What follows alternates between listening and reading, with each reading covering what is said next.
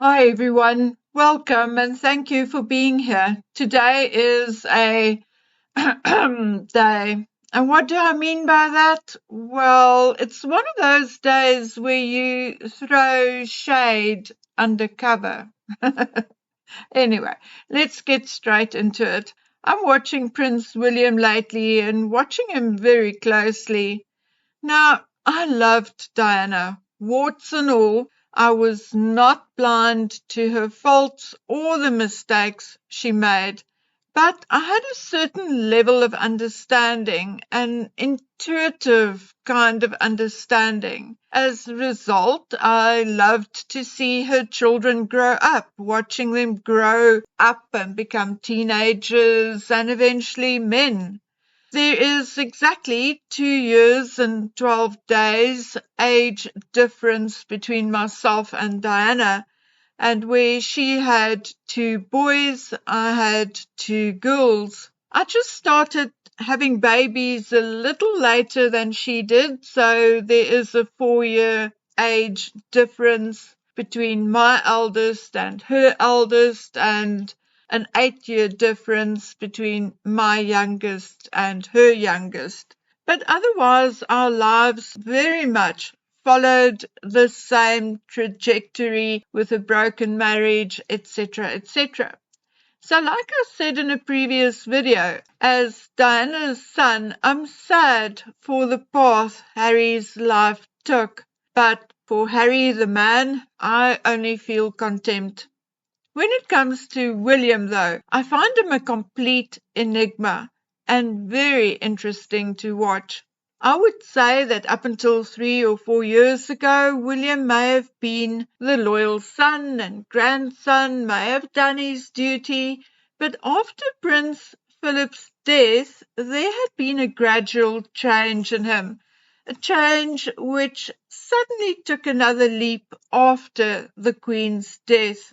After Prince Philip's death, William became a little more serious, a little more attentive, but after the Queen's death, it was as if he fully transitioned into his role and as a man. There was a sudden maturity and wisdom clearly visible in his verbal communication and body language. Having friends, contacts, and family in the Duchy of Cornwall area, I heard a little about his plans and the changes he wants to make. And you can go back on my old videos. And in the very early days after the Queen passed, and even slightly before, I spoke about William as the Duke of Cornwall and the Prince of Wales, and I expressed my hope that William will be less elitist, more empathetic, and make a few much-needed changes to the running of the duchy. I even made a video about the rising homelessness in Cornwall, and some of you may remember that. Now, I know William certainly does not listen to my small channel, and even if he did somehow accidentally came across it, he certainly would not pay much attention to what someone like me would say, think, or suggest. Now, I know that. I'm not delusional. But when William announced homewards, I knew my instincts were correct. We just needed to give William a little time to grow, mature, and find his feet. And lo and behold, he did. William appears to have the resilience and stoicism of his grandmother and the kindness and empathy of his mother. And where he got his common sense from, I don't know. Likely from someone like Prince Philip, because neither his father nor his mother had much of that. William instinctively knew that to follow in his father's footsteps and, say, build an upmarket sought after by the upper middle class village like Poundbury was not going to go down well in the current economic and political climate. Yes, it would have made the duchy richer and then ultimately made William richer. But after the 50-year duchy reign by the then Prince Charles, it was indeed time to give back to the community. That was one of William's first major decisions, and one which was so suited to the current geopolitical climate that it absolutely cemented his future as leader and statesman. I know of a few other changes William wants to make, but it will be a slow process, likely over 5 to 10 years. But another of the much needed changes I see that he is starting to deal with is the matter of personnel and people on the payroll of the duchy. I have said this so many times that I'm actually bored of hearing my own voice saying it over and over and over again, and very few people seems to understand the concept. As Prince of Wales, King Charles and now William receive the net profit of the duchy as annual income. William, for instance, received £23.6 million in his first year as the Duke of Cornwall. The Duchy of Cornwall is run by the Duchy Council, more commonly called the Prince's Council, which is chaired by the Duke. The Duchy of Cornwall employs more than 150 people who work across 7 offices in London, Bath, Dartmoor, Hereford, Liskeard, Poundbury and the Isle of Scilly. Staff include private secretaries and assistants, general office staff, finance and administration staff, communications and liaison staff, master of the household staff, which includes maintenance, property overseers, garden staff, cleaners, you name it. And then about 7 full-time people in the Duchy's charity office. Now, okay, that sounds like any other property management firm, but it is not. William's money is not just his to do what he wants, like go on a holiday for a year or buy a castle in Transylvania or whatever. William has now effectively taken over Home Farm, the organic farm on the Highgrove estate. It is a working farm, and the cost incurred is indeed for the pocket of the Prince of Wales. The Duke of Cornwall is also expected to entertain guests, including official guests, foreign dignitaries, give dinners, concerts, luncheons, host seminars, etc., etc., the cost of which is for the Duke's pocket.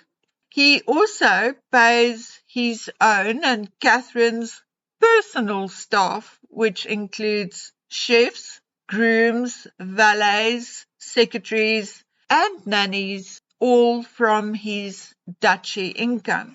So this gives you more or less an idea of the scope of work the duchy entails, and it's not strange that it was often said that Charles would fall asleep at his desk at night. It is a huge responsibility and a lot of work to oversee, and therefore there is no place for vanity appointments or nepotism. And so William the man stood up for what is right and fair, and informed his father's sister-in-law, Annabelle Elliot, Camilla's sister, that she will no longer be on the duchy's payroll. Yep, talk about nepotism. Annabelle Elliot was employed by Charles as chief designer of his estates following his marriage to her sister Camilla. Since then, she has been paid several thousands of pounds for her services, and her job was purely to update and decorate the prince's and the duchy's period properties in Cornwall, Wales, and the Isle of Scilly. Prince William did, however, issue a kind statement stating that he can no longer employ Miss Elliot, although it was no reflection on her work.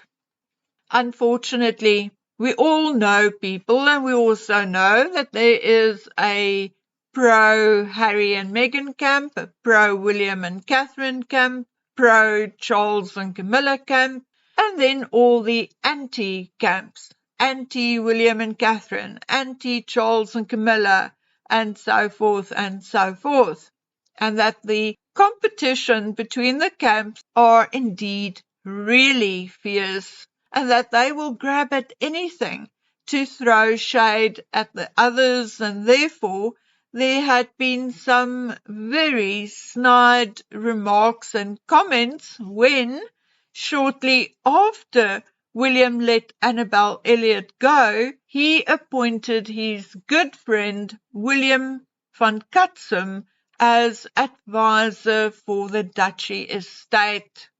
However, my dear friends, unlike a lady who is on the permanent payroll to purely renovate and redecorate a cottage or something in, say, once in 5 or 10 years, William van Cutsum is indeed well qualified for his role.